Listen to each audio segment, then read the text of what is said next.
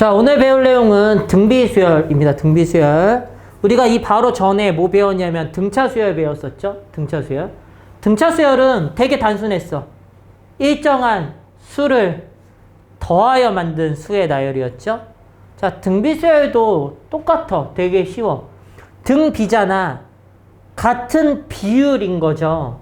같은 비율이란 얘기는 같은 수를 곱하여 만든 수의 나열이라는 말이야. 됐어? 그럼 봐봐. 1번 등비수열. 등비수열이란 도대체 뭐를 말하냐. 이런 거야. 일정한 수를 곱하여 만든 수열. 이 등비수열의 정의입니다. 됐죠? 그럼 여기서 말하는 일정한 수가 우리가 등차수열에서는 공차였잖아. 공차. 그쵸? 등비수열에선 얘를 주연아 얘를 뭐라고 부를 것 같아? 공비라고 부르고요. 기호로는 스몰 r을 씁니다. 됐죠? 공통된 비라는 의미예요. 오케이. 이런 거다. 걔를 등비수열이라고 한다. 자, 그럼 예를 들면 이런 거야. 자, 첫째 항이 1이고요. 두 번째 콤마로 구분하고 2, 4, 8, 16 이렇게 나왔어. 그럼 이 다음이 얼마라고 예상이 돼? 당연히 32라고 예상이 되죠. 이렇게 점점점. 자, 얘는 몇을 곱해서 만들었어? 2를 곱해서 만들었죠? 또 2를 곱해서 만들었잖아. 그쵸? 거꾸로 올 때는 어떻게? 거꾸로 올 때는 2를 곱해서 갔어. 2로 나눠 움직이지. 또는 역수를 곱해 움직인다고 생각하면 되는 거죠. 그래서 거꾸로 올 때는 어떻게 한다? 역수를 곱한다 라고 생각해도 되고, 공비로 나눠서 구한다 라고 생각해도 되는 거야. 됐죠? 그래서 우리가 어떤 수열을 배울 때는 규칙성이 있는 걸 배운다고 그랬고, 규칙성이 없어도 수열이긴 하지만 수학에서 규칙성 없는 거 배워서 뭐 할 거야? 규칙이 아무것도 없는데. 그래서 규칙 있는 거를 배우는데 그 중에 특이한 게 등차수열, 등비수열 따위가 있는 거다. 됐죠? 자, 이제 우리가 이런 수열을 배우면 궁극적으로 알고 싶은 게 n번째 항의 일반 항을 구하고 싶은 거야. 얘가 그래서 규칙을 따져봤더니 이런 애가 됐어를 구하고 싶은 거지. 그래서 일반항을 구해봅시다. 일반항.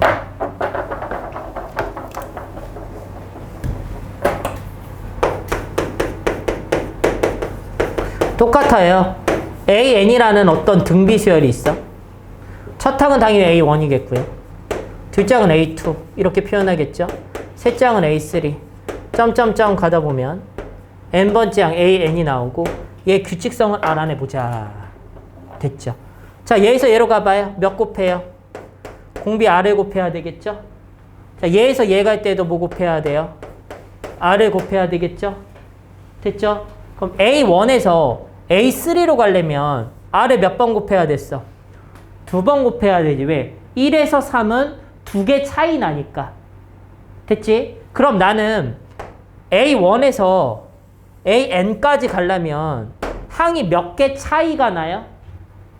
n-1개 차이 나는 거지. 그래서 R을 n-1번 곱해야 되죠. 그래서 얘는 얼마를 곱할 거냐면 R에 n-1제곱만큼 곱하면 n번째 항인 일반항이 나오게 되는 거야. 자, 그럼 일반화 시킵시다. 그러므로 AN이라는 항은 A1 첫째 항에다가 공비에 n-1제곱을 하면 n번째 항이 나오는 거야 라는 말이 너무 당연한 거잖아. 두 번째, 니네 이거 생각해봐. A7번째 항이 있어. 등비수열이야. 얘는 A2번째 항에다가 얼마를 곱해야지 A7번째 항이 되겠어? 당연히 R에 몇 제곱? 5제곱 곱하면 되는 거 아니야? 그럼 양변을 A2로 나눠보면 A2분의 A7이 얼마가 되니? R의 5제곱이 되는 거지. 그럼 니네 쉽게 생각하면 이런 거야. 우리가 등차 수열에서는 빼서 연립을 했어. 빼서 연립을 해서 이런 거지. A7 빼기 A2는 뭐였어? 5D다라고 해서 D를 구했었잖아. 그거 마찬가지로 얘는 나눠서 연립하고 얘 항 넘버가 차이 나는 것만큼 R의 거듭 제곱이 나오게 돼서 R 값을 구할 수 있는 포인트로 사용된다라는 거야. 됐죠? 그럼 이런 것도 가능하겠다. A n번째 항을 A n번째 항으로 나눈다면 얘는 누가 되겠어? R의 n-n제곱이 되겠다라는 거라고요. 오케이? 자, 이제 뭘 외워야 돼? AN 일반항식 외워야 됩니다. AN, 등비수열에서 AN 일반항은 첫 항 곱하기 공비의 n-1제곱이다. 첫 항 곱하기 공비의 n-1제곱이다. 근데 꼭 첫 항이 필요 있어? 아니어도 된다고. 얘 만약에 둘째 항이면 R에 뭐야? n-2제곱이고. 그치? 얘와 얘의 차이만큼을, 항넘버 차이만큼을 공비를 곱하는 거니까 그거만큼, 그거의 개수만큼. 그래서 얘도 기본적으로 모르는 게 두 개야. 첫 항, 공비 이거잖아. 그래서 얘도 연립해가지고 두 개를 구하는 과정을 거치는데 등비수열의 연립은 뭐에서 연립한다? 나눠서 연립한다가 기본인 거야.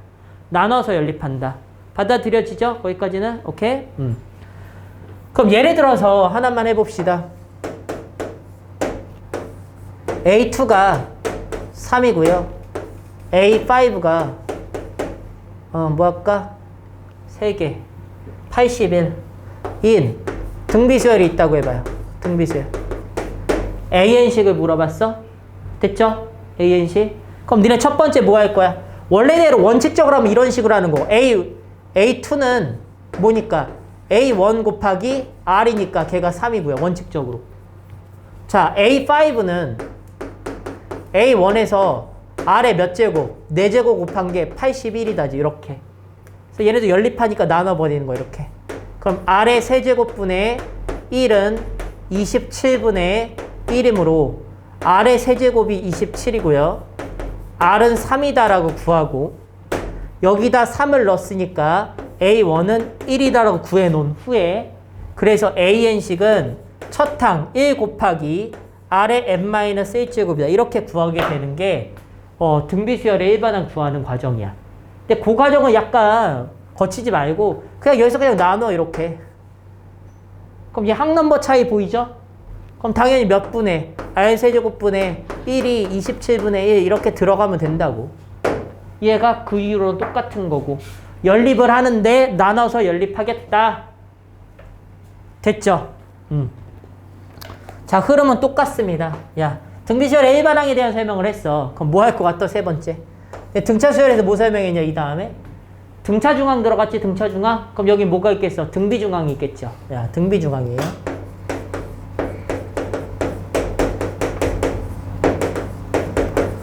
자, 등비수열을 이루는 수열의 가운데 항은 어떤 특징을 갖느냐? 이런 거죠.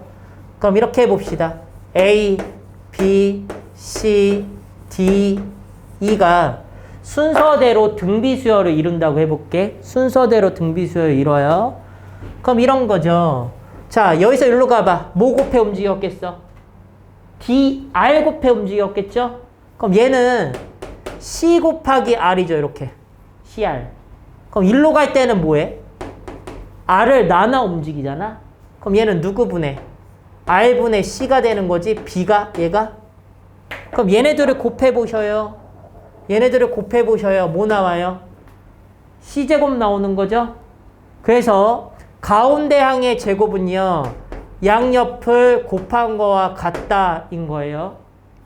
됐죠? 근데 등차수열을 설명했듯이 등차 중앙인 것이 이웃한 세항과의 관계인 것만은 아니라고요. 그쵸? 그럼 여기서도 이거죠.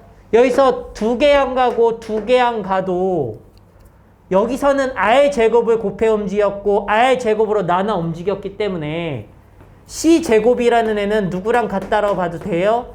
A 곱하기 2랑 같다라고 봐도 되죠? 됐죠? 근데 꼭 중앙이 있어야지만 이 짓을 할 수 있다고 얘기하지 않았어요. 뭔 얘기냐면 C하고 D하고 곱한 것과 B하고 E하고 곱한 것도 어때요? 같다라는 거예요. 그쵸? 그쵸? 그래서 이 가운데 임의의 것이 있다고 생각하고 이렇게 등간격 움직인 것들의 곱은 항상 같다라는 얘기야. 얘는 이런 것도 성립하죠. CD랑 곱한 거와 B 곱한 것도 같습니다. 기타 등등 활용해 먹을 수 있는 포인트들이 존재하겠다. 까지가 등비 중앙 설명이에요. 됐죠? 자, 이제 어디로 넘어가실 거냐면요.